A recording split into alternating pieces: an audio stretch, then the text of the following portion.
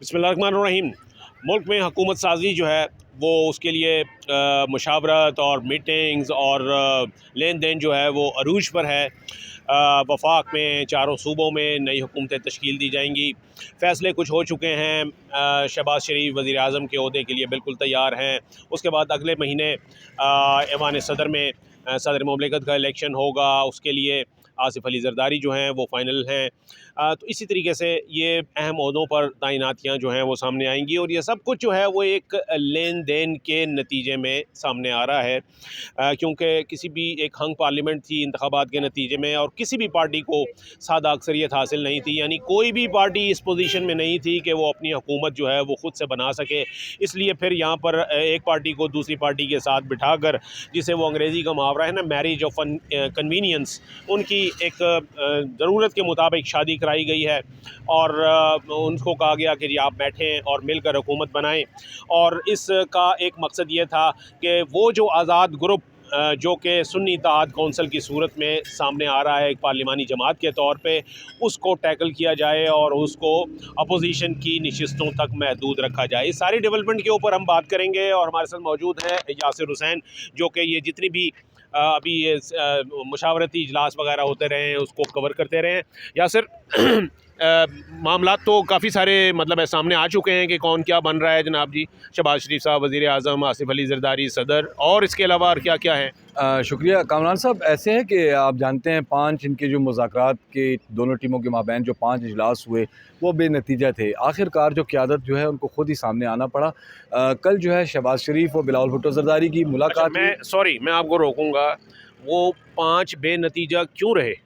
Peoples party का मौक़िफ़ था कि CEC के जो इजलास में जो फ़ैसले किए गए हैं वो उसी की बुनियाद पर आगे बात करेंगे, जबकि नून लीग की जानिब से इसरार था कि वो कैबिनेट में शामिल हों या 3 साल और 2 साल के फार्मूले पर अमल दरामद किया जाए।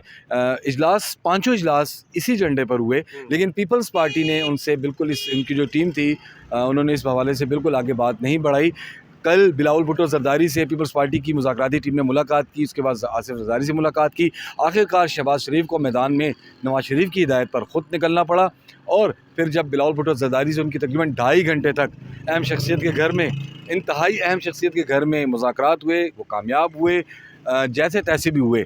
तो उसके बाद फौरी तौर पर वहाँ पर बिल्कुल, अब आपने थोड़ा सा ढकी छुपी बात की है कि जी अहम शख्सियत के घर, कौन थी अहम शख्सियत, चले हम नहीं पूछते आपसे, लेकिन आप ये भी कह रहे हैं कि वो जो है जैसे तैसे भी हुए मुज़ाकरात। क्या हमें तो सुना है कि वहाँ पर कुछ इनकी गोशमाली हुई है, कोई इनके कान वगैरह खींचे गए हैं, ऐसी कोई बात है कि जी इकट्ठे बैठो और फौरी हुकूमत बनाओ, वरना हमने क्यों तीसरा फरीक है उसको हुकूमत देनी है?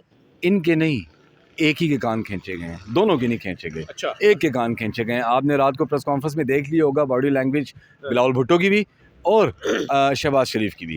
शहबाज शरीफ बहुत खुश दिखाई दे रहे थे। ठीक है, आईनी ओहदे जो हैं वो पीपल्स पार्टी के पास जा रहे हैं, लेकिन स्पीकर कौमी असम्बली का ओहदा नून लीग ही के पास रहेगा।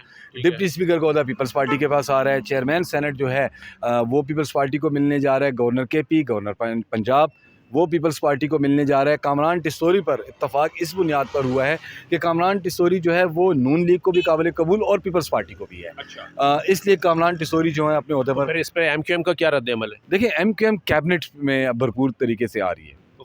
जी हाँ, वो आपको पता है उनकी जो मिनिस्ट्रीज़ हैं, शिपिंग की हो गई, और वो जो इस किस्म की मिनिस्ट्रीज़ हैं जो हमेशा की तरह पसंद करते आए हैं। आज दोबारा ज़रदारी हाउस में आज शाम को इंतहाई अहम मीटिंग होने जा रही है जिसमें नामों पर मुशावरत होगी। शाज़िया मरी डिप्टी स्पीकर के नाम पर हॉट फेवरेट कहलाई जाती हैं। इसी तरह KP में अभी तक नाम सामने नहीं आए, लेकिन साबिक ब्यूरोक्रेट का जो कह रहे हैं पंजाब का गवर्नर भी पीपल्स पार्टी से होगा। जी बिल्कुल, पंजाब का गवर्नर भी पीपल्स पार्टी का होगा। मखदूम अहमद का नाम जो है वो पहली उस पर चल रहा है, दूसरा कायरा चल रहा है, तीसरा नदीम अफजल चंद। लेकिन नदीम अफजल चंद जो है पीपल्स पार्टी भी कुछ उससे कतराती हैं और साथ साथ नून लीग भी बहुत ज़्यादा उनसे कतराती है, क्योंकि वो कभी कभी फिरकी भी मार देते हैं, मुख्तारे वाला काम कर देते हैं। तो मैं समझता हूँ पीपल्स पार्टी आइनी ओहदे तो ले रही है, लेकिन वो अभी भी इस पर खुश नहीं है। अब इनके मुआहदे किस बुनियाद पर हुए, किस टर्म्स ऑफ कंडीशन में हुए, साथ साथ मैं आपकी व्लॉग में ये भी कहूँ काबीना का हिस्सा नहीं होंगे, लेकिन जो कमेटियाँ होंगी उनकी चेयरमैनशिप पीपल्स पार्टी के पास होगी। ओके। अगर सिर्फ मुख्तसरन ये बता दें कि वो जो दूसरा ग्रुप है सुन्नी इत्तेहाद कौंसल, जो एक पार्लिमानी जमात बनने जा रही है, तो उनकी आज के मुताबिक 86 उन्होंने एफिडेविट जमा करा दिए हैं, तो उनका क्या मुस्तकबिल देख रहे हैं अभी?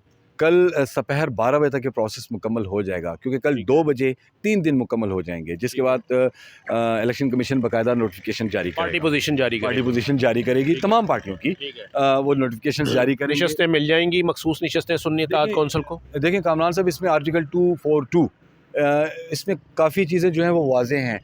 बज़ाहिर तो हमारी जो ऑफिशियल्स से गुफ्तगू हुई तो उनका ये कहना है कि सुन्नी इत्तेहाद कौंसिल को इसके बावजूद भी मतलब यानी पीटीआई के जो अरकान थे उनको नशिस्तें नहीं मिलनी, ना केपी में मिलनी है ना मरकज़ में मिलनी है। अब वो किन किन बुनियाद, किन किन आर्टिकल्स का हवाला दिया जाएगा, ये कल की नोटिफिकेशन के बाद बहुत कुछ वाज़ेह हो जाएगा। ओके ओके, बिल्कुल। कानून में जी कुछ ग्रे एरियाज़ होते हैं जिसकी वजह से जो है वो फ़ायदा उठा लिया जाता है। जहाँ ऑब्जेक्शन करना हो वहाँ ऑब्जेक्शन कर दिया जाता है, और जहाँ जो उसे सरफ़ नज़र करना हो तो वहाँ उस ऑब्जेक्शन से सरफ़ नज़र कर लिया जाता है। इसीलिए जो ये सुन्नी इत्तेहाद कौंसिल को जो नशस्तें लेने वाला मामला है, ये इसीलिए मशकूक है क्योंकि इस वक्त ऐसी सूरत हाल नज़र नहीं आ रही कि बड़ी ताकतें जो हैं वो सुन्नी इत्तेहाद कौंसिल को, जिसमें कि पाकिस्तान तहरीक इंसाफ के सारे अरकान जो हैं वो शामिल हैं, उनको मखसूस नशस्तों का हिस्सा जो है वो दिया जा सके। Thank you.